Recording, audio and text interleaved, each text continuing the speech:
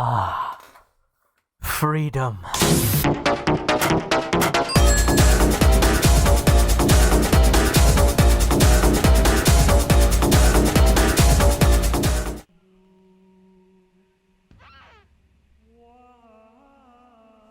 Hello everybody, and welcome back to Reading Homestuck. And Happy New Year! Happy belated New Year! Happy New Year. We have Arthur and Mason and myself here today. Hooray! Hooray!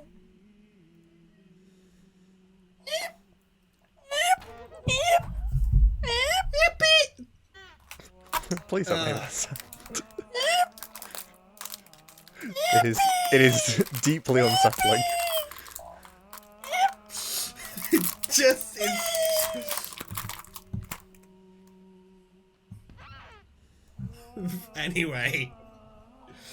Anyway. Well, anyone got anything they want to Dipping like mention it at the start of the stops. episode, or are we just dipping right in? I'm fine to dip. Alright, bye.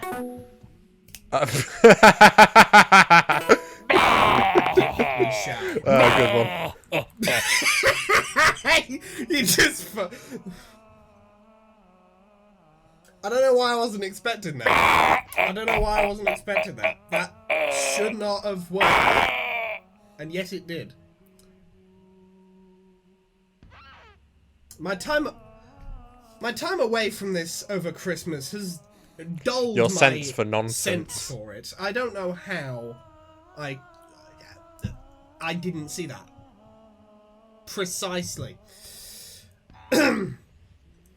You round up an assortment of ordinary household weaponry and begin to recreate a series of legendary weapons from the 7 continents of a magical kingdom from cherubim folklore. The name of the kingdom is a well-guarded secret traded only by the cunning ninny wizards in hushed giggles.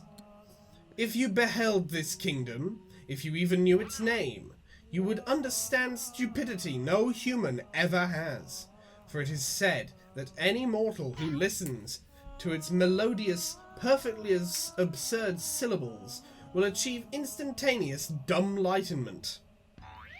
Each legendary weapon is named after the continent it was created in, but no one in the kingdom knows which name belongs to what continent, not even the wizards. The subjects frequently ask each other which continent they're on, and as such, every conversation tends to sound like an Abbott and Costello routine. Some have even speculated that the vaudevillian comedy duo are the kingdom's mirthful messiahs. Now, but that is a matter of heated imagine debate amongst this the Federation. terrible of baloney Dark scholars. Souls 1 dead person note you've read on the dagger they found, but it was good. Imagine that. Wouldn't that be crazy? Like, why did they just go read? Wouldn't that be crazy? I sword you cannot just found in conceive Dark it, Souls' honestly. description. A what?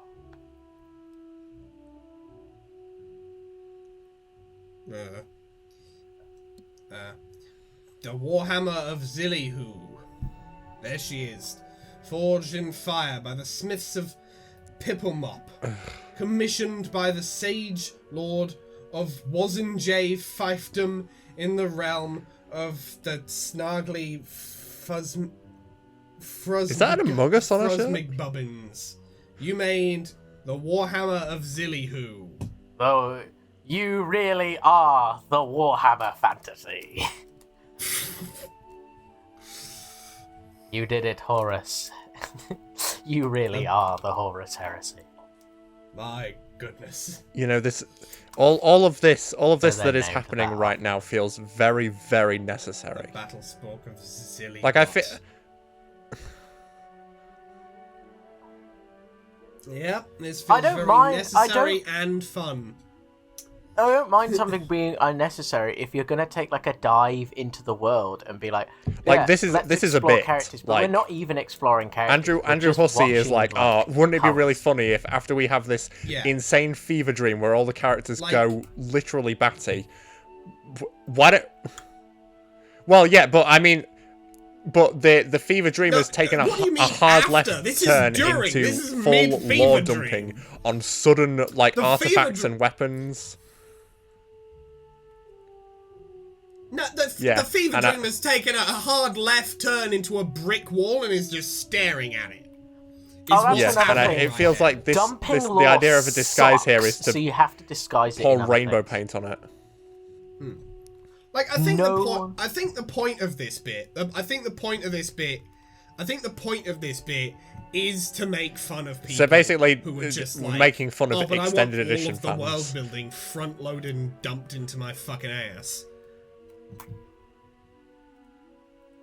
No, making fun of people who think they should make a film. No, making fun of people who think that the Lord of the Rings films should have just been the Silmarillion. Of Spider-Man No Way the Home. Silmarillion. Because that just dropped on Netflix. And I liked the additional scenes, but I would never watch it first compared to the original. Because it's just so many I mean, they cut scenes for a reason, because they don't add much, and you can remove them and not lose anything. That's why scenes get cut. And the extended edition of Spider-Man No Way Home feels like that. Like, I like the scenes that were cut, but I'm fine with the fact that they were cut because they didn't really add anything.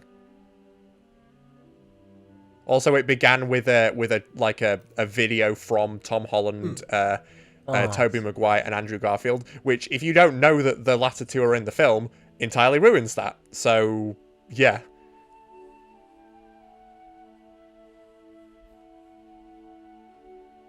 But anyway, tangent aside, let's get rid of this tangent. I don't know why. Just play in the virtual end, the fucking Half-Life 2 Machinima music video, because that shit does go hard. That shit goes hard, and I'll hear nothing to the contrary. Plucked from the revered utensil drawer. One thing, and I don't know why.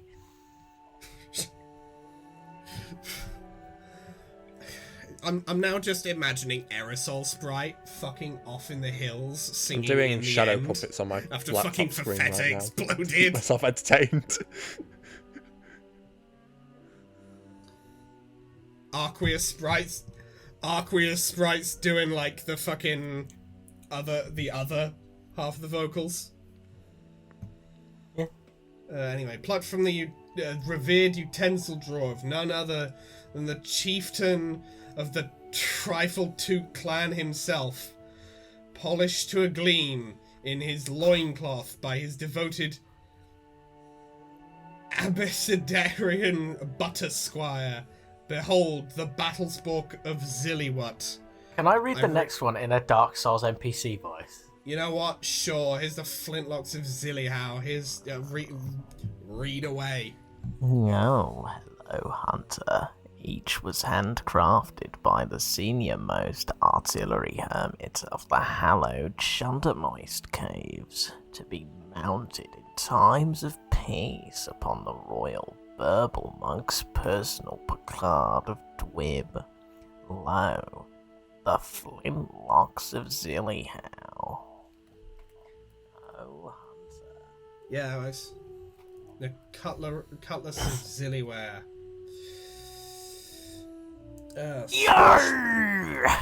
Go! No, you're doing it now. You're doing it in pirate voice. Fuck it. Swooshed from the buckles of rough and tumble billy jeep seamen, and deferred upon the kingdom's last known widely occurring pluffy dimple pillow to the resplendent first rim pluffle withing of the horse administration. I give ye that's the only thing in these last 5 pages that's made me smile.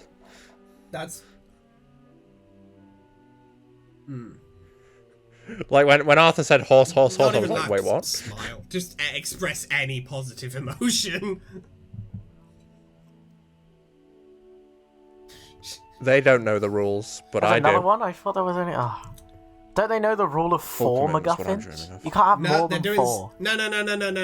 Okay, there's the rule of Okay, there are a set number of McGuffins No. you If can you ever have, You can if you're about to individually say you they're can have useless. 7 McGuffins, those McGuffins have to be identical and don't do anything on their own.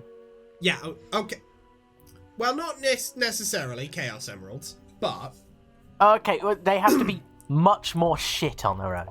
of McGuffins, full stop. You can have 1, 2, 3. It's rarely 4, 6 though. 5, 6, or 7.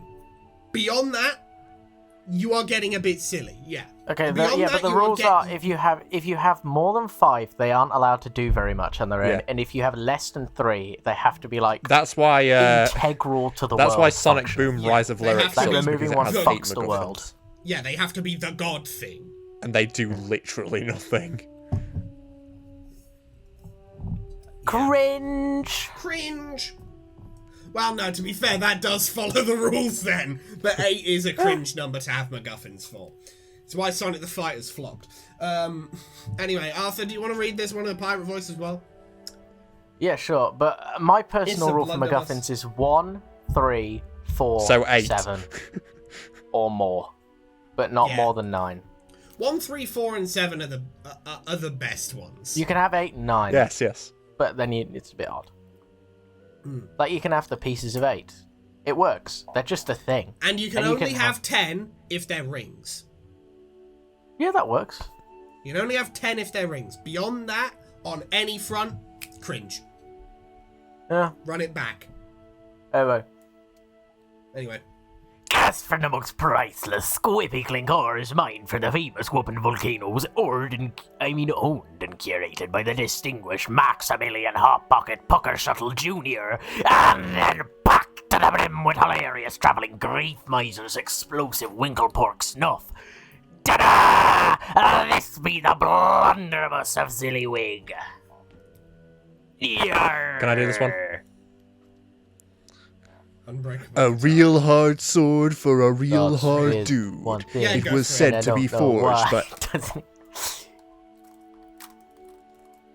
Hang on, pause. Okay, Mason. Between every Okay. phrase, I need you to A stop, real and I'm going to put in hard the for a real hard. Okay.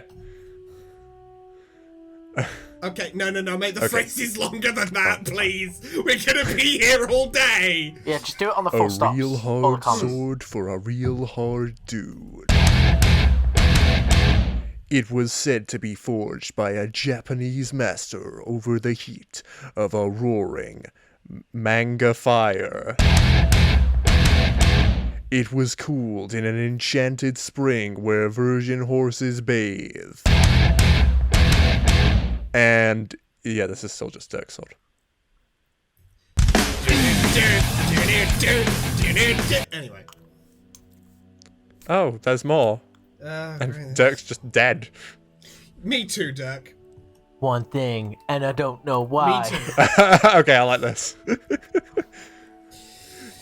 Flippity dippity doo bup shredder double floppy mumble scurry noodle scoop pizza bubble mip. Check it out, the Thistles of Zillywich. Fuck you.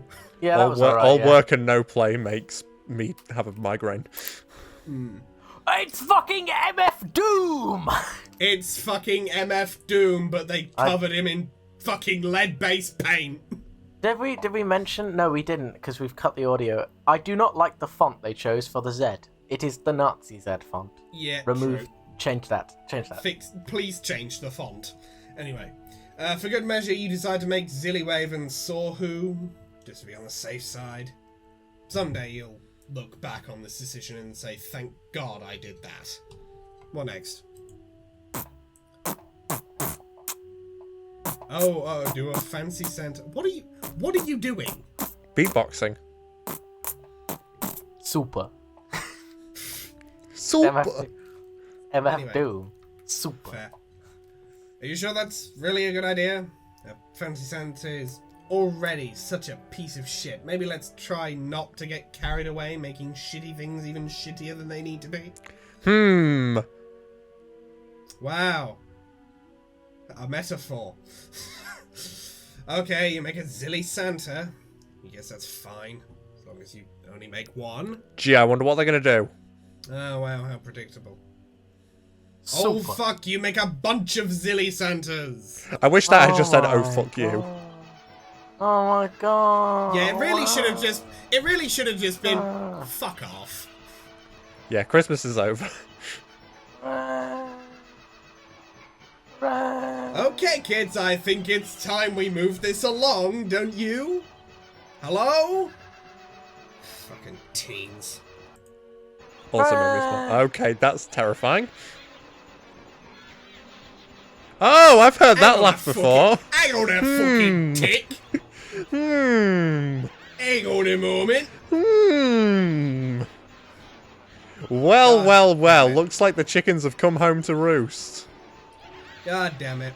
We're just gonna zoom in forever on that Santa, aren't we? Okay, we're done here. I would Yeah, go back.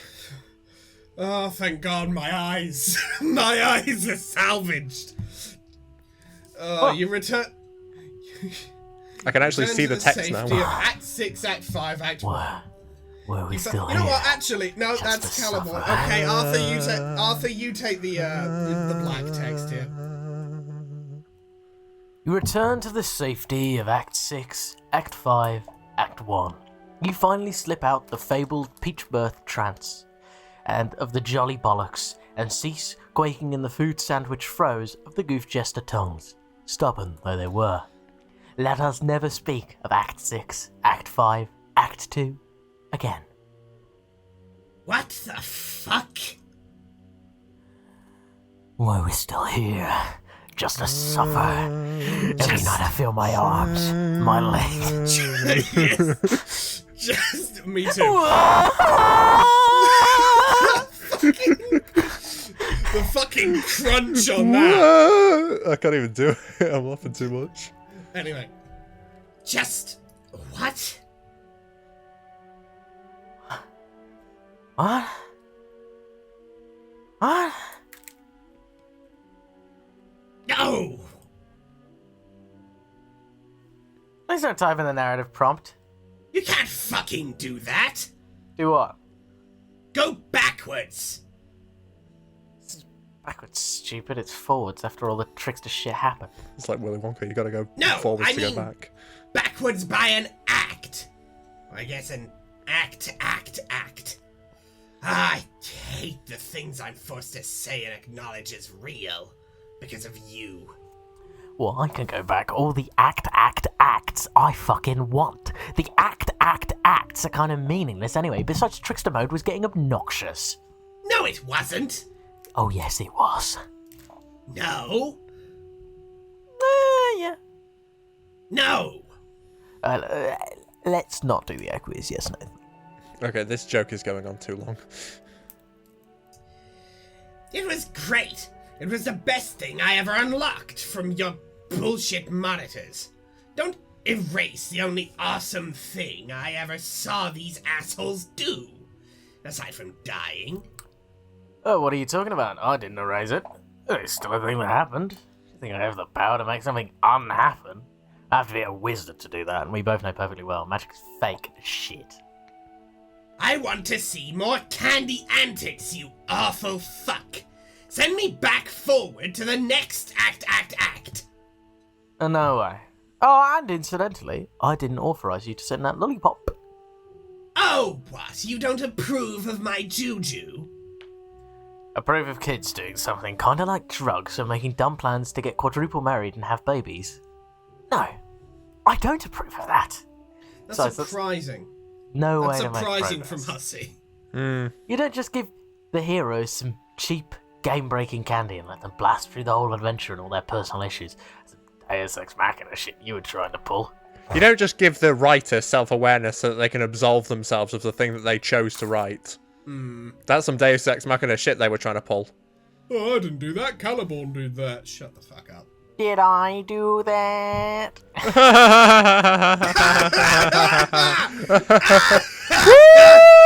an applause, but I can't be bothered to clap. Actually, hang on then. Oh, yes.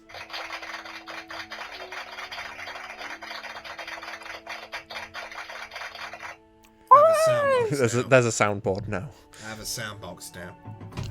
Happy New Year. Happy New Year! We're gonna make things a lot more silly around here, but not previous things silly, just funny silly. Anyway. Oh god, my ears. I forgot about the slide whistle as well. You forgot about the slide whistle. Anyway. Yeah, right. More like delicious ex machina. Lame. Go back. Nah. I mean back forward. Still no. Go back forward to act, whatever. Nah. I want to see them finish their candy romp. Nah. Yes. Nah. Yes. Nah. Yes. Nah. You piece of shit. Fuck you! You fucking dick! Oh, fuck, not a... Not this again. Stop making the thing go backwards! Why did Gamzee have to go give you that fucking crowbar? Should have killed him a long time ago. Fucking clowns, though. This atrocious garbage you're making me watch is never-ending enough. Without making me go backwards through acts, you are literally the most incompetent asshole at doing this. Whatever this is, whoever fucking lived. Put the crowbar down. No! Oh, good grief, poor Jane. Stop horsing around and tell me how to get on with my god-awful quest already. Okay, fine. Bloody hell, spoiled baby gets this bottle yet again. Just put the thing down. Well, at least that was easier than the previous one. Fine! Now what? Alright, Caliban, first let me explain something to you. I guess it falls on me to teach you these life lessons because unpleasant as it is for both of us, I am the closest thing you will ever have to a father, and I unfortunately cannot leave. You see, teenagers are sensitive, beautiful creatures. Not you, you're repulsive, but most teenagers, I mean. You've got to force them to settle all their issues with insane psychotropic game power-ups. They have to face all those issues themselves. They'll never learn to grow as people. Who cares? I think it's alright to call, to acknowledge that people are beautiful. Yeah, no, it's just, maybe True, it's wording. Just previous things in the comic, plus this phrasing, meld poorly, I feel. Woo. Anyway, line. Well, you don't, but human beings do. The journey itself is more important than the destination. The struggle is what builds character, teaches us about ourselves, and about life. Bullshit! I did them all a favor by giving them my juju. They were going nowhere and being stupid and doing literally nothing whatsoever except for wallowing in grotesque emotions. Look how much great stuff they got done because of me. Sorry, I'm just eating. Yeah.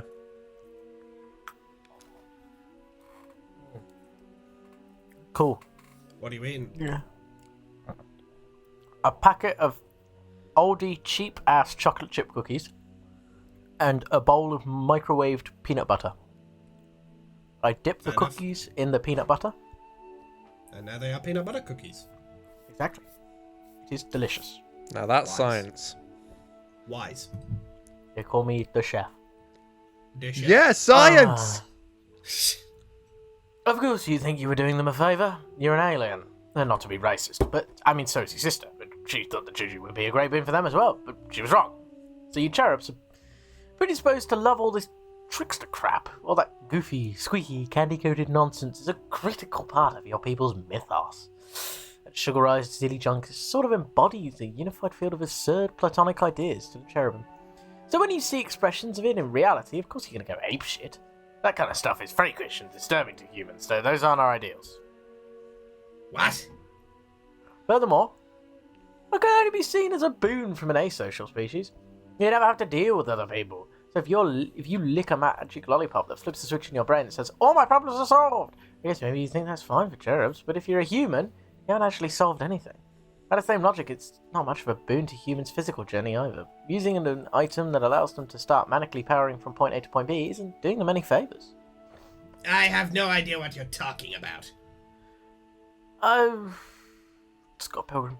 It's like when Mario gets a star. You know when Mario gets a star? Who the fuck is Mario? Give me a second. No, haha, funny Mario reference. I like that we are about to spend the next minute explaining what Mario is and using him as a metaphor to Mario continue. is a creator. Is a character created by the Japanese video game designer Shigeru Miyamoto. Really He's the title character of the Mario franchise and the mascot of the Japanese video game company Nintendo. Mario is an Italian plumber who resides in a mushroom kingdom with his younger twin brother Luigi. Their adventures generally center on rescuing Princess Peach from the villain Bowser while using power-ups to give them different abilities. What's in Italian? What's a plumber? You covered the right beat. Stop. Mason, it's fine. Leave it. Never mind what an Italian is. Just a kind of guy on Earth, and a plumber is a guy who fixes a load of gapers. What's a load gaper? Shut up. Anyway, sometimes when Mario is running sideways, he gets a star, and that makes him magic and invincible. Oh, you mean he becomes Trickster Mario? Oh yeah, but less stupid. So for a while, he becomes flashy and hyperactive, and nothing's challenging anymore. He starts barreling over mushrooms and leaping over pits as fast as he can. And he gets to the end and jumps on a flagpole, and that's it. Mario wins. But the point is, he didn't really win. That magic star was actually devastating to his development as a human being. Why? Because he skipped over all the many critical trials on his spiritual journey. Mario needs to stomp on all those mushrooms. He needs to bonk those bricks with his head for the sake of his personal growth. By using the star, he's denying himself many powerful moments of catharsis. You know, this isn't even a good metaphor because maybe not so much in the older games, but for quite a while now, a lot of Mario levels have been designed around the use of the star. Like, I mean, I know obviously this was written over 10 years ago. Even in the first game, they still had fucking bottomless pits. It was always designed with you can still lose.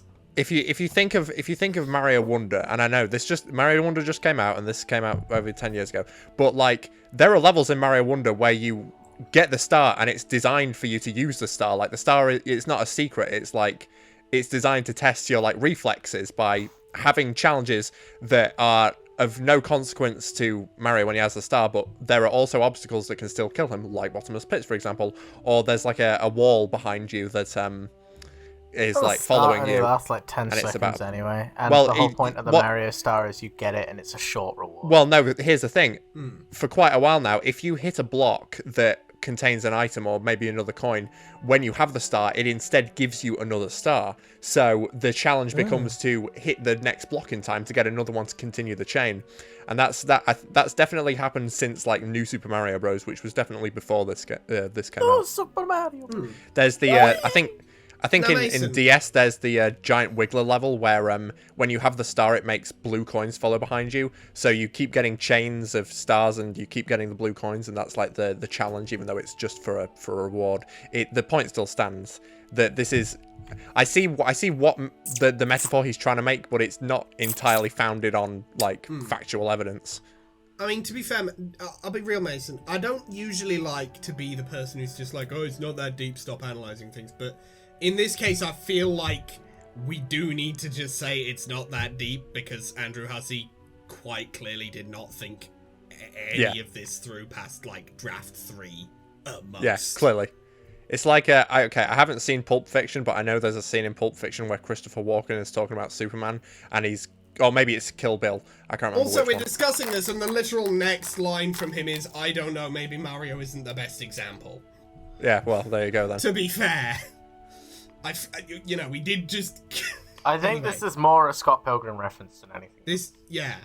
Okay, I need to watch Scott Pilgrim. Anyway. This is an ogres are like onions moment.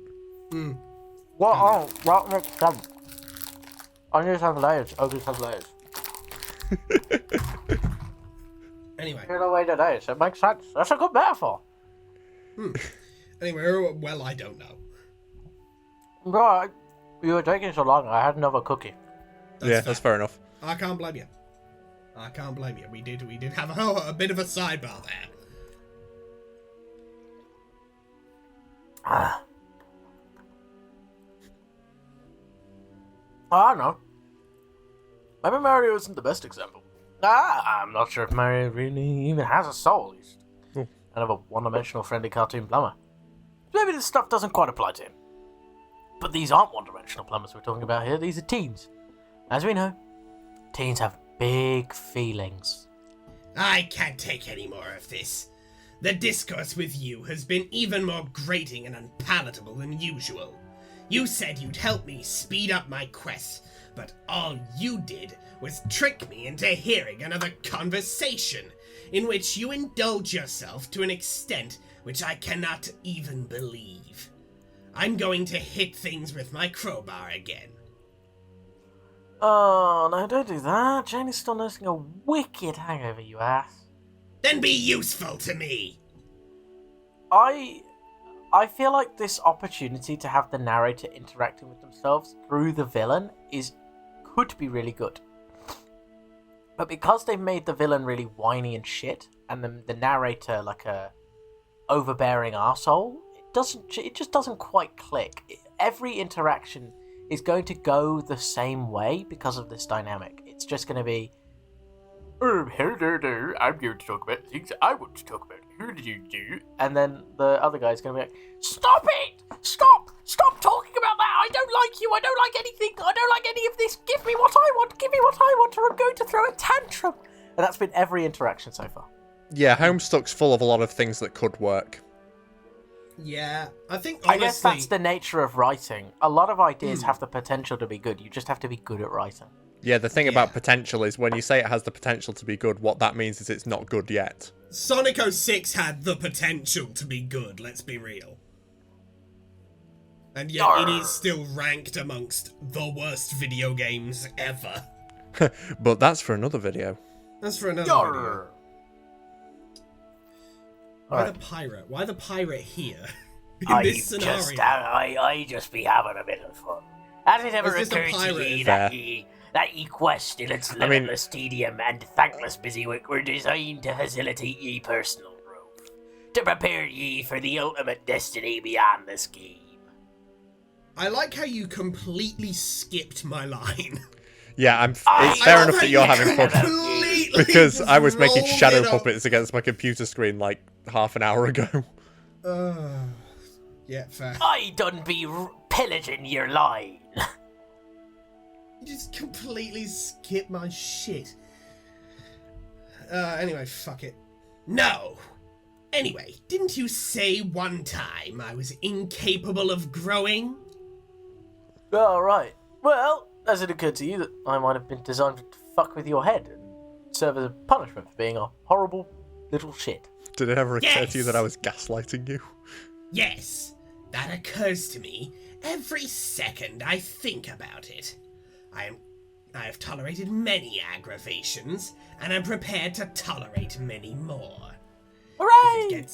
If it gets me closer to triumphing over you in this moronic game, Yippee! I will find more keys under random-ass unlabeled stones.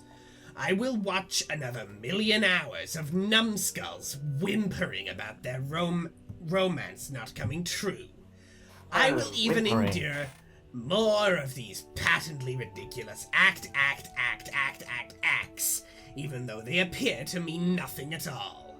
But what I will not stand for is going fucking backwards!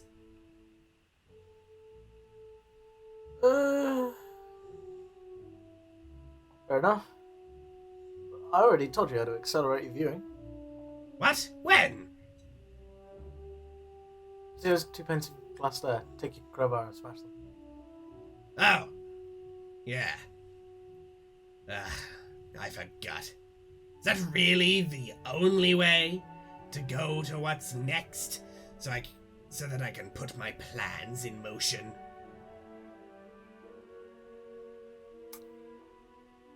Yeah. You should be pleased with the irony. Smashing the glass will cause you to reflect upon the lifetime you've spent breaking stuff. Huh? Is the irony not fucking delicious? No! Stop trying to bog my shtick of playing insidious mind games and doing shitty twists. You suck at it so bad. Oh, I'm sorry. It's not breaking the glass I mind. It's this is the thing that involves teamwork, right? Yeah. You and a buddy will have to turn keys simultaneously. Teach you a wonderful lesson about life. Fuck! Oh, don't act like you are secretly having a great time there with your new friends. You're practically the ringmaster of your own little dark carnival by now, and you're loving every minute of it. Don't deny it. No, I'm not. Oh, sooner or later, you will have to face the fact that literally all adventures are about learning the value of teamwork. Teamwork and friendship are two razor-sharp edges in the mighty Excalibur, which every hero should keep in his scabbard. Even shitty heroes like you. Fine, I'll do it. But only because the alternative, where I talk to you for even one more second, would be so much worse. I'll advance the plot because I hate talking to you. Exactly the same interaction they've always had. Yeah, literally. I can't carry the comic, Mr. Frodo. I'm glad we're advancing the story because I couldn't stand them talking to each other either. I don't remember the taste of good writing, Mr. I don't remember the taste of good writing, Sam. Delicious prose. It's been a long time since I've eaten a book. I don't remember the taste of good writing, Sam. Frodo! Mr. Frodo, please! Anyway, Caliban plus Gamzee engage. 3, 2, 2, 1. Got a blast. Penguins. Oh. Heart. Spiral. Aperture, but missing most of it. Avoid hope life. Hyrule and Tentacle. What the fuck? Okay. Act 6, Act 5, Act 1 times 2 combo. Well, if you'll excuse me for 5 seconds here while I fucking fix my goddamn setup here.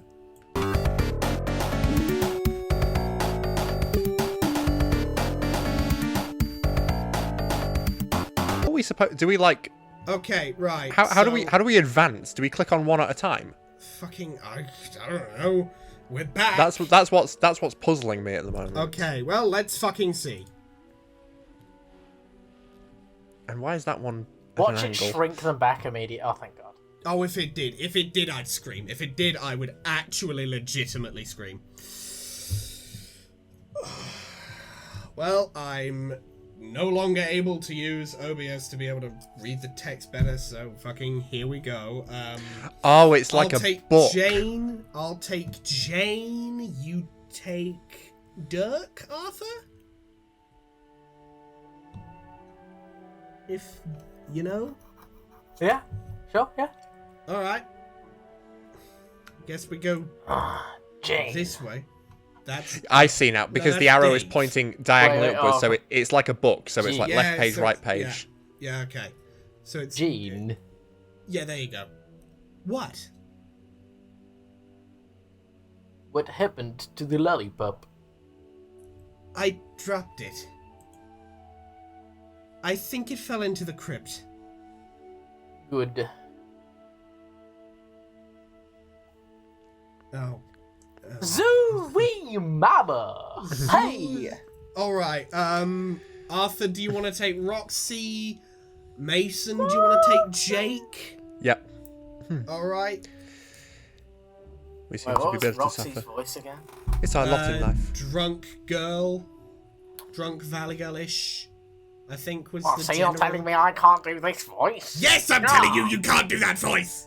That's my favourite voice to do for characters that June likes. Everybody should sound like this. You just really love torturing June with this one. Well, wait until June's here to do it then. No.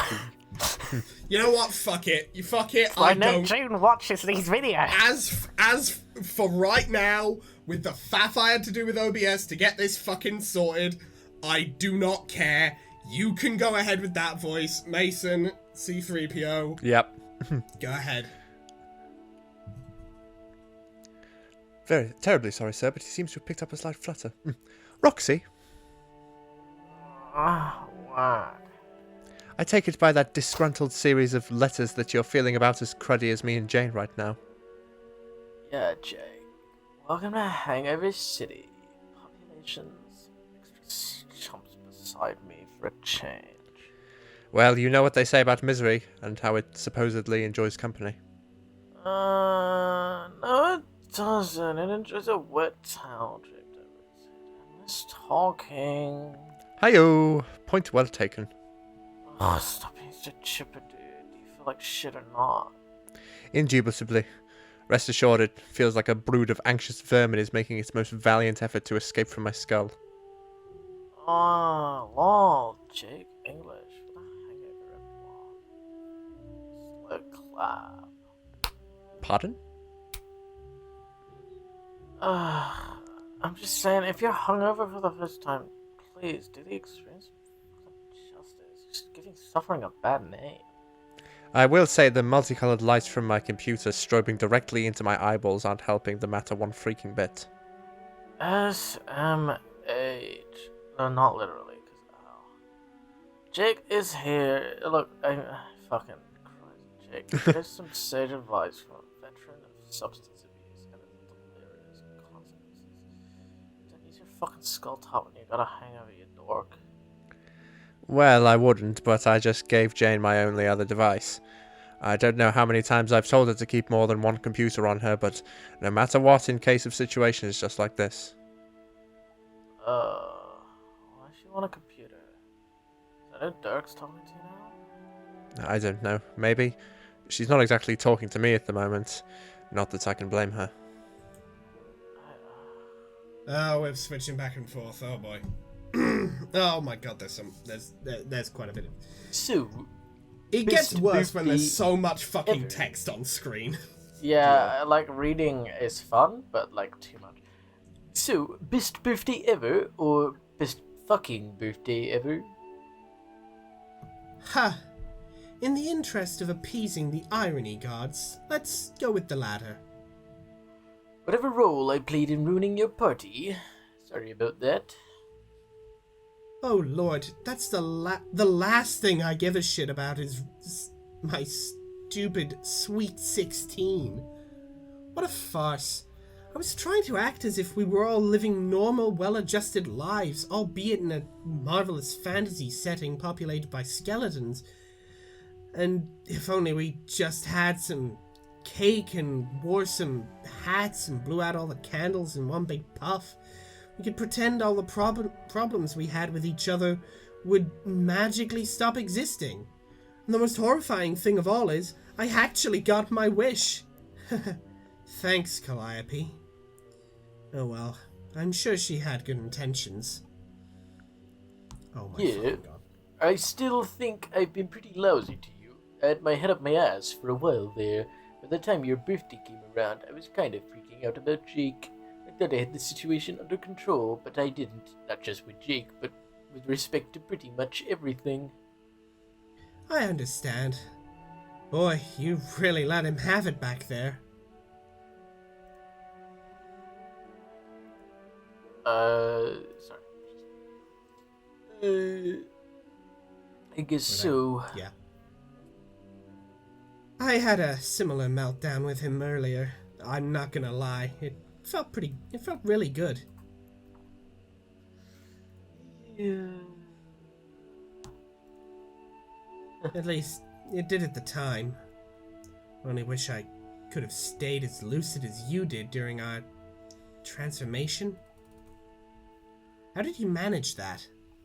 Oh, it wasn't on purpose. Actually, if I had a choice, I probably would have just said fuck it, sugar shock my brain, please. Suffice to say, I have trouble escaping from myself. It's a kind of problem. Let's not talk about it, though. Please continue. I know that feeling. I've only gotten high once, and I tweaked. Well, I've only gotten and felt the effects. Footage! Roll the footage again. Just roll it again. Go again. Making a video of myself. Hi. Hello. And I'm making fun of myself for making a video of myself because I'm acting as though I'm from a third person perspective. I'm both making a video of myself and criticizing myself for making the video of myself. Being, oh, you don't need to make the video of yourself. Oh, but the video of yourself is something that the other person would ask. They're asking for the journey of your trip, aren't they? And this is the theme of the trip. It's the third person perspective. And there I go again, assigning a greater meaning, a greater purpose to something, trying to make it another piece in a life or a game or a piece. Another great art, a performance. I'm performing. Even right now, I'm performing for you on a video of how I'm feeling.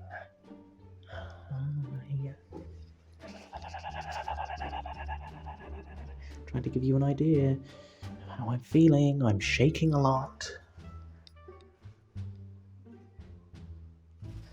I'm erratic. I'm alive.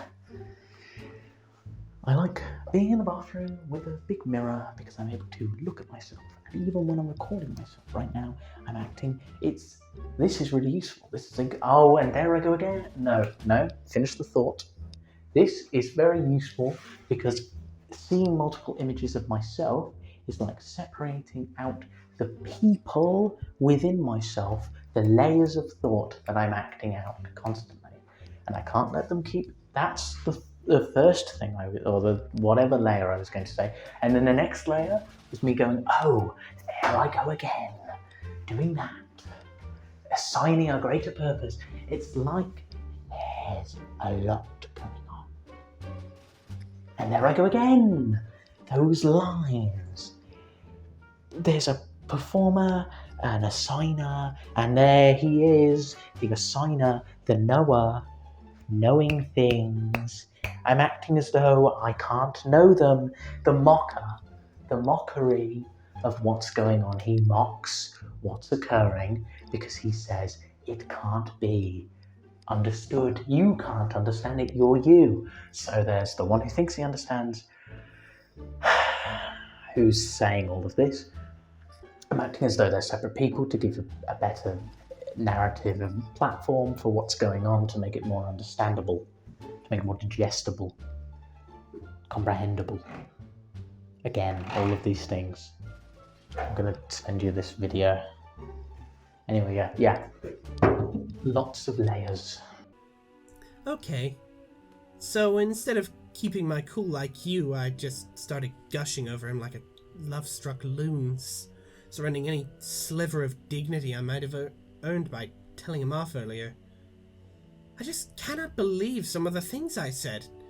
Oh God, I told him I want to get married and have babies.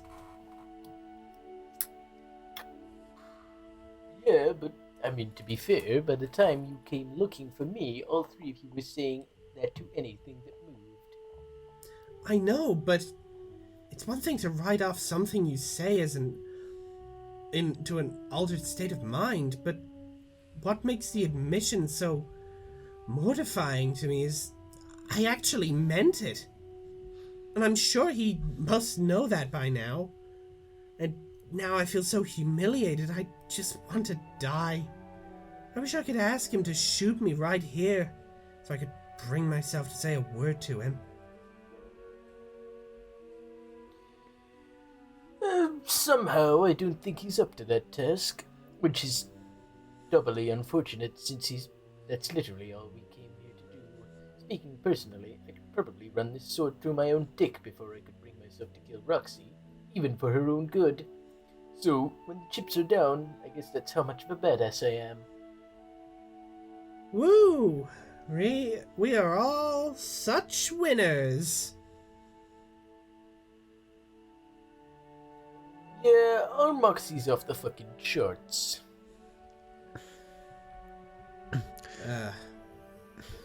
Rocks? Arthur, that's you again. What? Sorry, I was just... Switching If you voices. want, and if you want, and it makes it more fun, you can do the stupid voice. Ah, that's fun. Am I an asshole? No, Jay. I think I might be an asshole. All of my friends hate me now. Are you sure I'm not just an asshole and never actually realized it? Maybe you're an asshole sometimes, but it's always an accident. Most people are accidental assholes a lot of the times anyway, so who cares? I can't believe I was so oblivious to the feelings of all the people I care about. How could I not see that Jane was in love with me? I really am a dope. I guess I did know deep down at some point, but then I somehow convinced myself otherwise. I can't even imagine how she must have felt all this time I was seeing Dirk. And all those times I talked her ear off about our relationship. Oh, goodness. Yeah... I wonder what things would be like if she told me. And maybe it's better she didn't in the end. I probably would have just broken her heart like I did with Dirk. I should say something to her, but I'm not sure what to say. I don't think she wants to hear anything from me, to be honest. Maybe you could tell her I'm sorry for me? Why can't you just tell her? I mean, she's right there. I don't know. She's obviously so mad at me. I can't bring myself to say anything. I'm also just really fucking chagrined over how I treated her. If I was brave, I could face that feeling and just talk to her and try to make us square, but I don't think I really am brave. I'm not brave, and I don't think I love adventure either. Wow, Jack. You know how you think you know these things about yourself? Like all these personal attributes about you as if they're written down somewhere like a sort of mini biography, so they have to be true. So you just believe them and hope that the believing is what makes them true. But then you spend so much time believing those things and taking their truth for granted that you somehow forget to make them true with your words and deeds. How can I truly love adventure when I never even knew what it was? I don't think it's raiding tombs and clobbering scoundrels. That stuff's fun and all, but that's not what adventure is.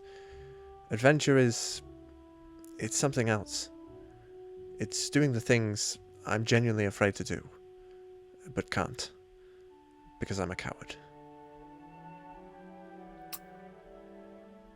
Look, okay, look. Stop shitting on yourself. I'll tell her for you. That was nice. Yeah. Like, my God, what a novel experience. This We are now eating. This is a book that I would eat. We are eating tonight. Somehow, We are having food. It's good writing, Mr. Frodo. somehow, Mr. Frodo, please. somehow, in the midst of Act 6, Act 5, Act 1 ×2 combo, we're so back. Right here, all of your needs will be met. I'm hungry. On a minute. Genuinely, like, I don't know. Like, how long has it been since I've, like, for a considerable stretch been like, yeah, this is actually fucking solid. This is some solid shit. Of actually, like, letting the characters have an emotion that isn't immediately undercut by something else going on in the comic. And by something else going on in the comic, I mean something else going on the page.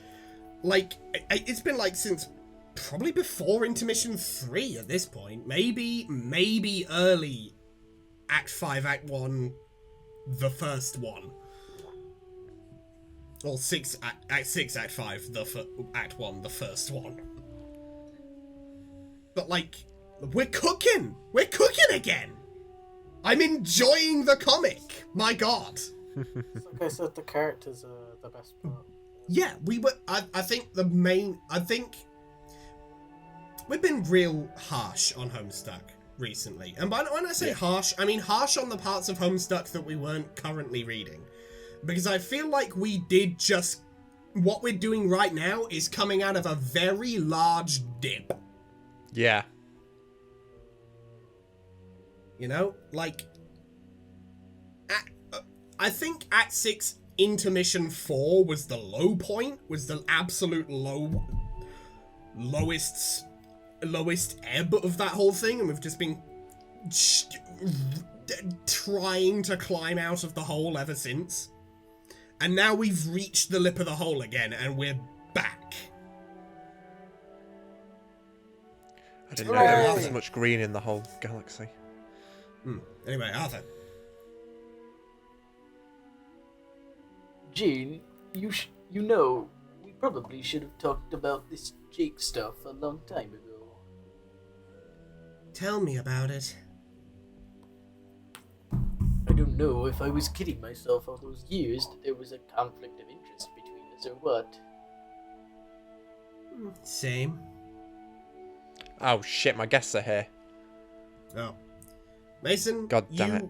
You head off. If you gotta, we'll take it from here. Yeah, I'm sorry, guys. No worries. They were supposed to be here in an hour. We can round this out. It's cool. Yeah, it's all Alright. good. We're just probably just gonna read like 3 on 4. Okay, I'll see you something guys like around that. then. Alright. Bye. Later. Bye bye. Anyway, I'll take over. Maybe I was just pretending your feelings for him weren't a factor because my pursuit of him was already overcomplicated enough. Maybe it was more like I wasn't aware of them. I was aware of them on some level and decided they shouldn't matter because I felt like you had a natural advantage over me because, you're like, not a dude. But I always felt you had the advantage over me, too. Because you're you. You make things happen, and I don't. Yeah, well, turns out that maybe that's not such a good quality if you want to make a relationship last longer than 3 seconds. At least not in my case. I know I ripped into him pretty hard when I had the clown hair and the little soda can on my head, but the truth is I was pretty goddamn embarrassed. Sometimes I look back on stuff and think I might have bullied him into the relationship with me. Actually, it's more complicated than that. Parts of me were operating independently from myself, so it's like I was bullying myself into bullying him into liking me. That makes sense. It doesn't really, but that's fine. Sounds like somebody's tweaking. Anyway, my insanity scared Play me the right footage the again fuck with off. Dirk's face over him. There were times when I basically treated him like shit without even realizing it, and I regret it. I should probably tell him that, but given how I just called him an asshole while wearing orange suspenders, I'm probably the last person he wants to hear from now. Clearly, we both used some poor judgment. Looking back, it seems crazy to me that we both jeopardized our friendship over a mutual infatuation with, let's face it, one spectacularly goofy kid. Yippee! Yippee! Can we both at least agree we may have overrated the allure of Jake English? Hey, they're both coming to the Yes! realization that I had when I first saw that guy. You guys told me, he's got them, everybody loves this guy, and I was just like, damn it, this guy sucks. I don't care about this guy. Oh yeah, no, I like the other 3. I will preface that when I said everybody likes Jake, I don't know if I meant the audience. A lot of the audience do like him. But in comic, I had no justification for why everyone in comic liked him. They just do. They just did. Don't know why. I was just like, yeah, this guy's whatever. He's a person. He exists there. Anyway. Maybe if we could have talked to each other about him, it would have helped. Like, talked about when we felt that way about him. At least maybe it would have helped us knock English down from that ludicrous pedestal we put on him. We put him on. Yeah, that might have saved us a lot of grief. It's not like I hate him now, even though that's probably what he thinks. He's still my friend. But the extent in which I centered my whole life around a childish fantasy about him is just painfully embarrassing in hindsight. I wonder if I'll ever be able to look at him again without feeling miserable about myself. I'm so mentally distraught over the previous act that I just thought, I wonder how Mina and Karkat are doing right now. I'd love to see how they're doing. And then I forgot that one of them is grooming the other. And I was like, that's a nice relationship. And then I remembered one of them is 21 and the other is 16. And I was like, No. oh, never mind. No. 14. One of them is 21 and the other is 14. And I was like, oh, never mind. Yep. Better to stay here. Yep, this is a nice Quite place frankly. to be. This So is a does that comparison. mean Yeah. we're totally over him now? I can't really tell. Me neither. Because the problem is our clique was too small. Poor Jake. He was the only viable romantic target. I mean, considering our respective orientations. We just never knew enough people. Perhaps. Or maybe we just don't need anybody. As anything other than friends, I mean. In the interest of appeasing the bitterness gods, let's go with the latter. Alright.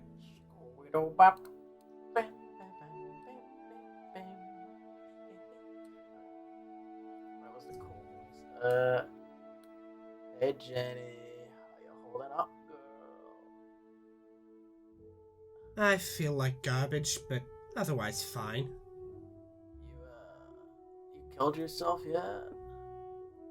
No? Okay, good. Please don't do that yet.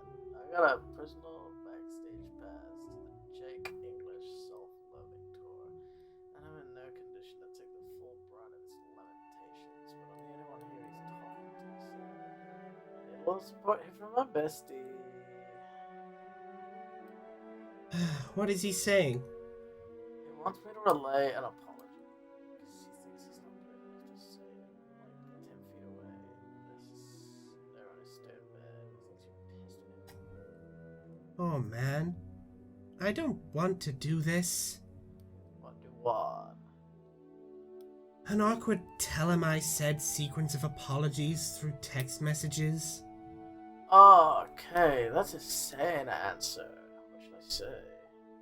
That is the worst thing to be doing. I hate using somebody as a middleman. It's so cancer for them and everybody else.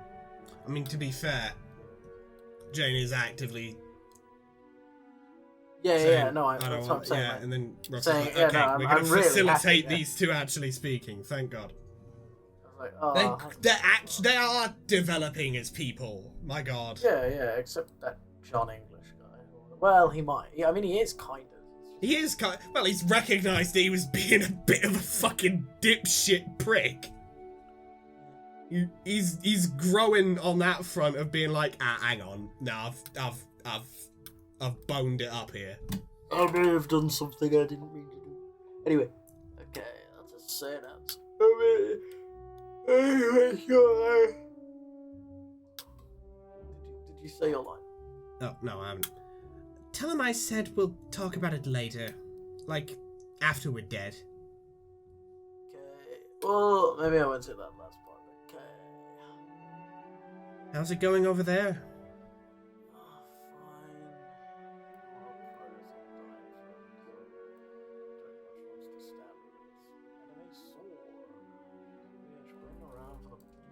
Muddy murdered and or off oneself isn't more work than you think.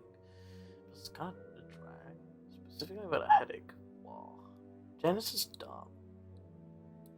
Yeah, call me crazy, but I don't think our candy adult selves thought this through entirely. Yeah, Trickster mode sucks ass. Text it. Jen, you know what I'm upset about? Hmm? Exploding. Yeah. Why'd you have to die again like that? She was so sweet and perfect, and my friend. She would always just talk and talk, but the funniest things from my life is two troll ladies that always left in my spirits. Am I cursed or something, Jane? Cursed? Yeah, it's like I always seem to accidentally kill my cats. Or my half-cat girls. Who are part sea princess and also an alien ghost. I don't know, maybe this line of speculation has no particular coherence. Jane, after we go god tier, I want you to help me have a funeral for her. Of course, Roxy. I would like that. I always wanted to go to a funeral. Is that weird? Maybe that's weird. I don't know. I mean, not like in an especially morbid or gothic kind of way. I just think it's kind of cool to honor a memory. That's friglish. Shit, Jake's bugging me again. Be right back. Oh boy. Roxy, while you're at it, do you think you could relay the same sentiments to Dirk? I was thinking about all the stuff he said to me while we were all telling him to dance, and yeah, I really was being a prick when I ran away from Lomax. He was right about everything. I should have come clean about wanting some space. Oh, damn it, Jake. After your whole bravery spill, you want to relay double apologies through me? I know, I'm so terrible, I'm sorry. I'm just not feeling up to these conversations yet. My head is killing me. Ugh, Grandma, why did your sweet skull-based computing technology have to be such a brain fucker? Well, I can't do it. Why? Some sort of kind of not talking to Dirk either. Why not? Reasons. Golly. But you are talking to Jane, yes? Why? Well, seeing as she's presumably talking to Dirk and you're relaying my apology to her already, why don't you relay my apology to Dirk through her? Yeah, this motherfucker has learned nothing. Personal growth. You gotta actually grow to do it. Ugh, fucking god, Jake, no! Ugh. Why not? She'd probably be a sport about it. Hell, they could probably bond over what an absolute douche muffin I've been to them both. El Son. God. Look, Jake, you speak the Spanish side of me. You happy? And if there's some heavy business you're having trouble addressing with Dirk in person, you could get Jane to relay a message for you as well? Ah! Jake, no, Jake, that's... Alright, I'm gonna tell Jane pretty much exactly what you just said, but only because it's so fucking dumb and hilarious. Jane, Jake wants you to pass an apology to Dirk for him too. What? It's true. This is just getting silly. He wants you to both bond over his douche muffininess. P.S. Douche muffin was his word, not mine. I'm being hellies impartial about all this. We were already sort of doing that. Oh yeah? Wait, don't tell him that. That would be mean-spirited. Hold up. What are you and Dirk saying? Oh, nothing. Anything about me? No? Just some stuff we should have talked about a long time ago. Gotcha. Also, he wants me to tell you to give a message to Dirk from me too while you're at it. The Crocker Switchboard is lighting up today. Why does Jake want you to give Dirk a message through me? Because he's ridiculous? Do you actually want to say something to Dirk, but can't at the moment? Not really. Oh, I don't know. Wait, is Dirk not talking to you for some reason? Is that why Jake suggested going through me? Good gravy, this is getting complicated. No, well, maybe he does got to burn a pit with me, and I don't want to talk, but I'm not sure. Mainly, I can't bring myself to talk to him. Why not? Shitty disgrace. He's probably so ashamed of me he can barely stand to be in the same room with me at this point. Why would you think that? heard what he said about how I fell off the wagon. You could just tell how disappointed he was. He was right to be. But you weren't in your right state of mind, though. I know, but you said it yourself in that confession you made to Jake. I'm sure you were tripping balls on a cherub pop.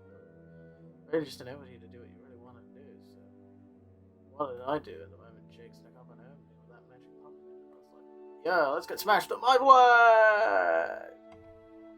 Yeah, but you are a vulnerable individual. Like, you can't blame an individual for being vulnerable. You can, we're help them.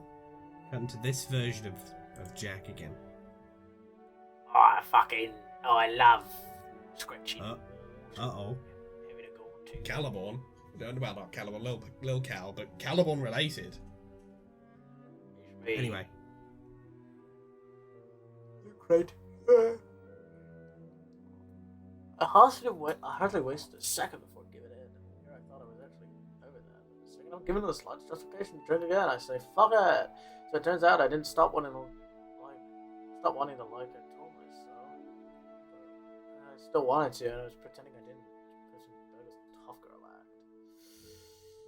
Like, I thought I was better than the problem, or more like I thought I was too cool and too strong to admit it was actually really hard. The truth is, I was not strong. I was cool. I was weak plus lame all along.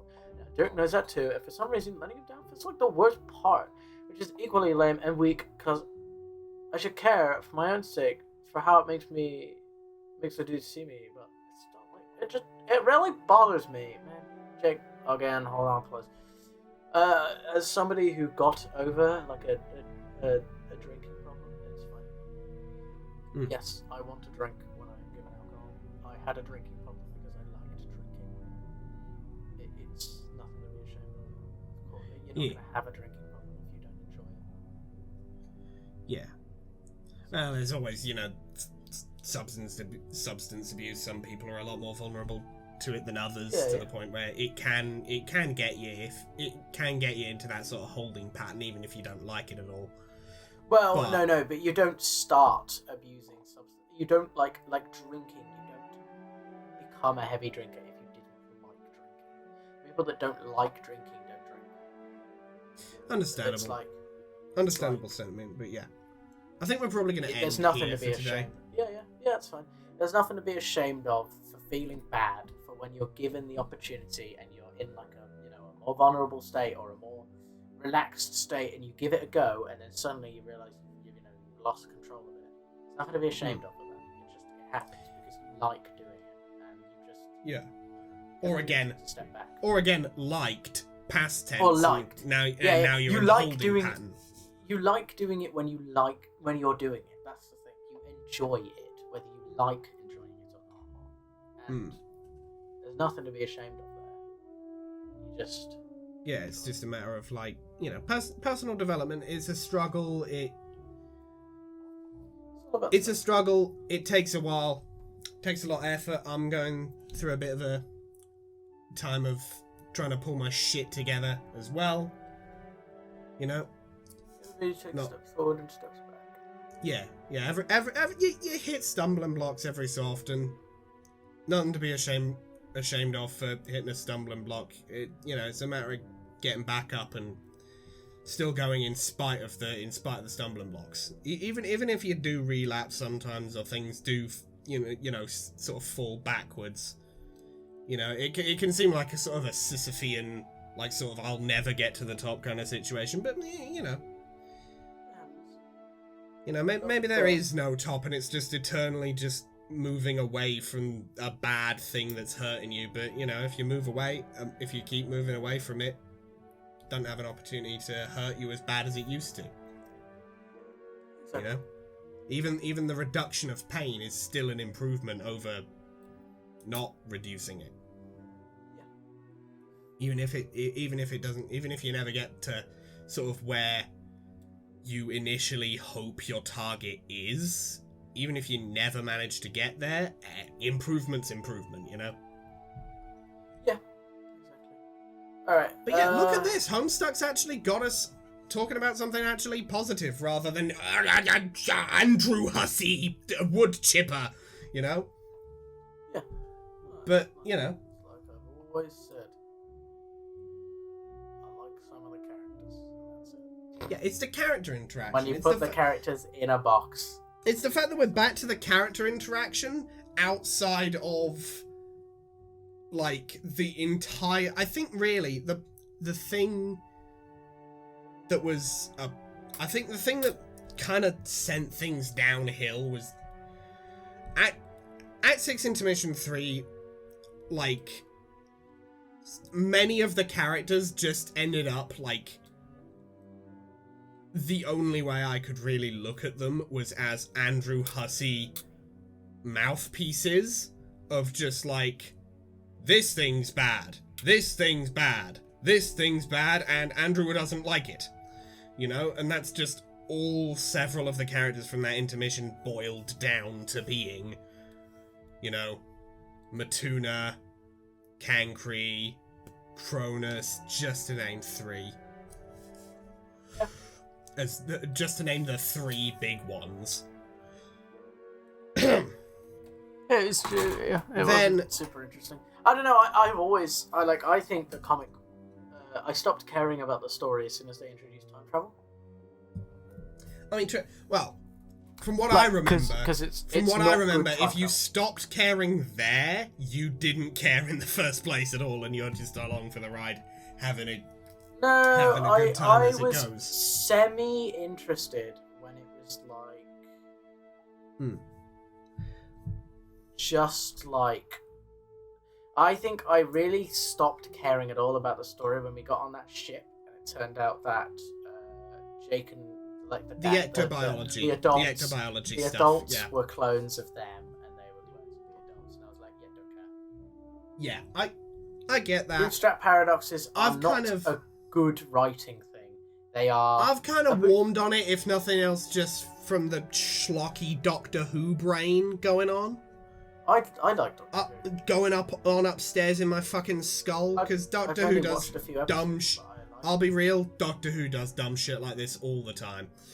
Yeah, but in not Doctor necessarily Who, exactly like this, obviously, but like there's not some like a dumb bootstrap schlocky stuff. paradox in Doctor Who. You know, there are multiple, actually. There are legitimately many of them. Yeah, but they're not like the whole plot. The whole plot isn't it's a bootstrap. Yeah, true. I get that. And also, I don't like bootstrap paradoxes in like the Doctor Who anyway. And usually, the Doctor Who bootstrap paradox is in a one-off episode. They're like, they like explain the thing, and then suddenly at the end, they're like, "But it's a bootstrap." Woo! With like one throwaway like ending cutaway thing. It's like, all right. Yeah. Yeah, I get that.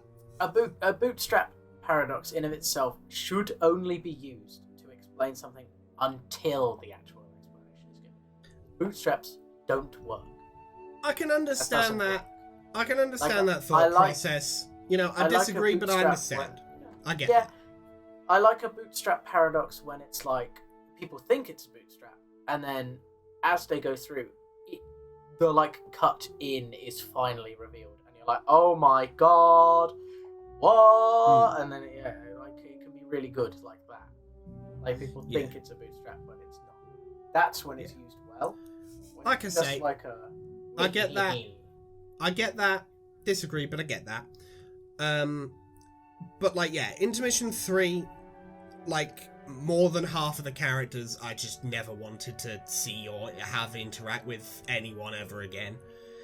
Then we got Act 4, which was one singular animation that was like, oh, maybe you'll get the characters that you don't hate back. Psych! No, you won't. And then we went into the Intermission 4, which was just a slog through more Caliborn and Andrew Hussey after Intermission 3, where we already had multiple author mouthpieces, and now we have the literal author mouthpiece that is canonically the author. I think and then we had Act 5, Act 1, which was the lead into Trickster, and then Act 6, Act 5, Act 2, which was literally just Trickster mode, and all of that just sort of coalesced together into... But I think where we are now, we're back. You know, we're back on the train. The biggest issue with it is trying to one-up yourself too much. And you don't need to one-up yourself. You can just make something good. And you can take a step back. You can have a really good episode and then be like, all right, we're going back to normal now. And that's fine. It's like, and I if feel you... like the need to one-up itself in this kind of meta-narrative, You know what? Here's how I think about it. chauvinistic, whatever, it isn't... It's kinda how I not think about conducive to an entertaining experience. Yeah, like, here's how I think about it. If you got, like, a car, if you've got a car, if you run that car at full pace, pedal to the metal, top, highest gear, white knuckle grip on the steering wheel, full speed, for as long as you possibly can all at once, you're going to fuck your engine up. You're going to break something in there. You gotta let it coast sometimes. You gotta let it ride on its own inertia sometimes. That's not good advice. Do not let your car coast. I'm not saying take your fucking hands off the wheel. I'm saying No. floor it permanently. No, don't let your car coast. Let the... I know what you mean. Don't let... Just... The word coast means a different thing. In a car, that means disengaging the clutch and letting the gears ride. And that means you have no steering control. Don't do that. Don't coast your car. That's my bad. I don't drive. I don't know the terms. Point That's is, fine. that's a me. That's a me problem there. Don't coast your car. You gotta let it ride a bit without Just fucking don't pump the slamming gas your foot. constantly. Yeah, you can't just keep your car with the fucking pedal to the floor permanently all the time, full speed ahead.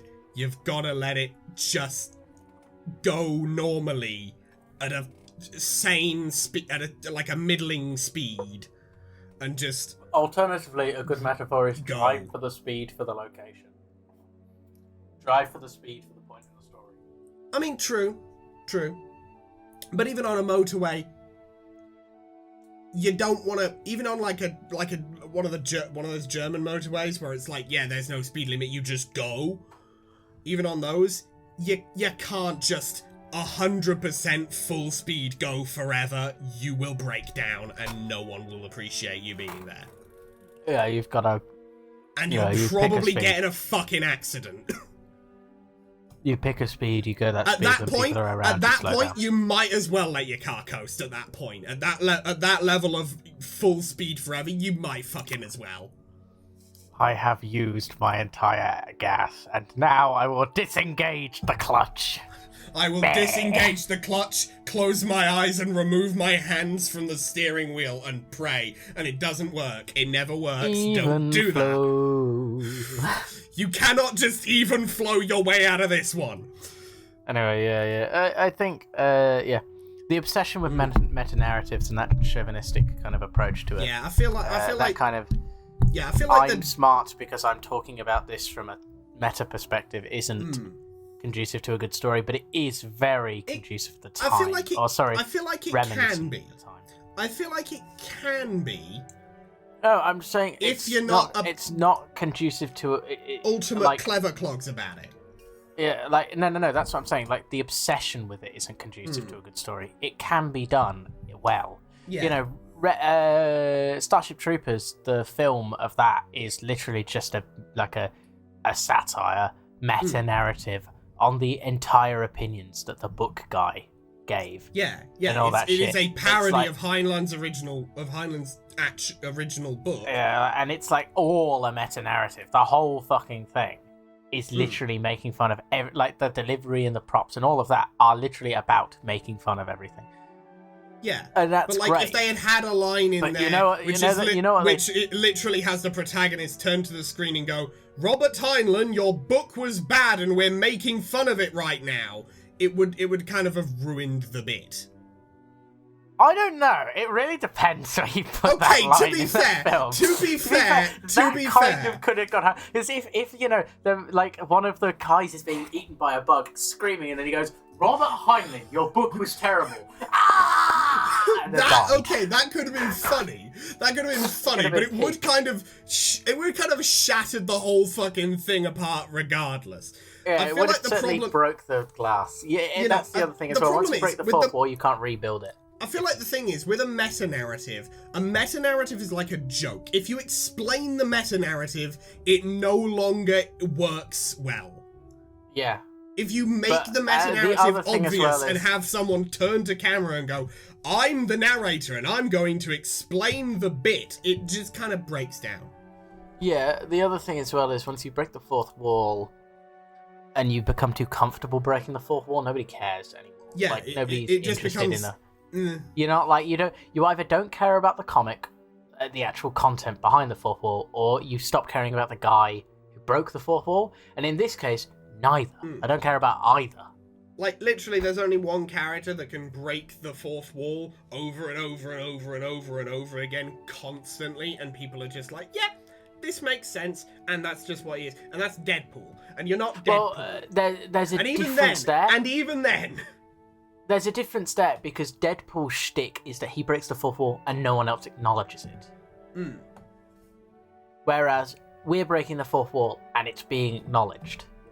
So what he does is like a peek through the fourth wall, but everybody else just thinks he's schizophrenic. Whereas we are breaking the fourth wall and people are being like, we have broken the fourth wall. At this point, now... Homestuck doesn't have a fourth wall anymore. Well, yeah, that's what I'm saying. Like, it's been broken too many times. They're one and the same thing. It's no longer interesting. This isn't a house in this scenario. This is a shed and the door's fallen off.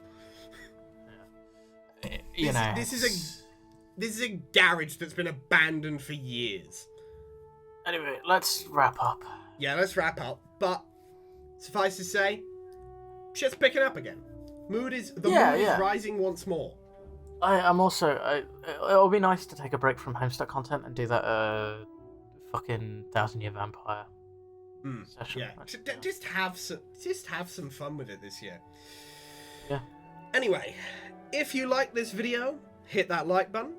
If you very much like this video and want to see more like it, hit that subscribe button. We upload episodes of Reading Homestuck every Monday or Tuesday, depending on your time zone. And we upload other things on Thursdays or Fridays, again, depending on your time zone.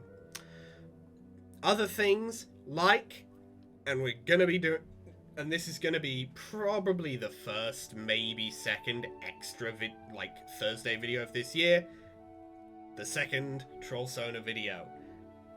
We're going to arrange something for that. Shit's going to be good. I can tell. I've got some stuff planned. It's going to be lit. Litty. Don't say that. It's gonna be lit. Don't say that. You're gonna be lit on fire if you keep that up. Shit's going to be lit. Anyway, but yeah, I've got some plans. Obviously, not letting the others in on those plans, but I've got some ideas. No. No, schemes. You have to spoil the surprise. Anyway, so yeah, you can also follow me on Tumblr where I post things sometimes. It's mostly reblogs, I'll be real, but if there's Yippee. But if there's stuff I want to, that I particularly want to show off or post, it'll be on there. And you can also follow June on Tumblr and on Instagram. This is where I pass over to June, but of course June is not here. Yeah, she ain't here. Well, I mean, you could probably have figured that out. No, just silent in the background. Seething. She has just started playing Baldur's Gate 3 as we speak. I love Baldur's Gate. Yeah. Anyway, yeah, she posts on Tumblr. She posts on Instagram. Yeah. There'll probably be some stuff from January 14th and 13th MegaCon when we arrive. Yes. You might end up seeing me in my funny Eren Yeager Freedom cosplay. Yes, as seen at the start of this episode, vaguely. But I'll be shaved and I'll have... unfinished version, beta 1.0, seen at the start of this video. Yeah, I'll be shaved and I'll have my contacts in, so I'll look a bit more like Eren Yeager. Call that And I a won't teaser have- trailer for Mega. I won't have headphones on as well, so you'll actually be able to see my hair tied back. True. That is a notable difference between the two. God. Plays Hearts of Iron 4 only. Only Hearts of Iron 4. Oh, God. Pain. Yippee! Anyway, and you can also follow Arthur on Twitch. Arthur? Twitch.tv/PENNEDRAIG. I'll be streaming this Tuesday? So, like, the day after this video comes out. Right? Yeah. Comes out on a Monday? Yeah. Yeah, it comes out Monday, early hours of a Tuesday. I'm gonna be doing Amori. It's a game. It's a game. And you'll see video him game. playing that game Tuesday evening. What time, roughly, would you say? Don't actually know. Let me have a look. Let me quickly just check my shit.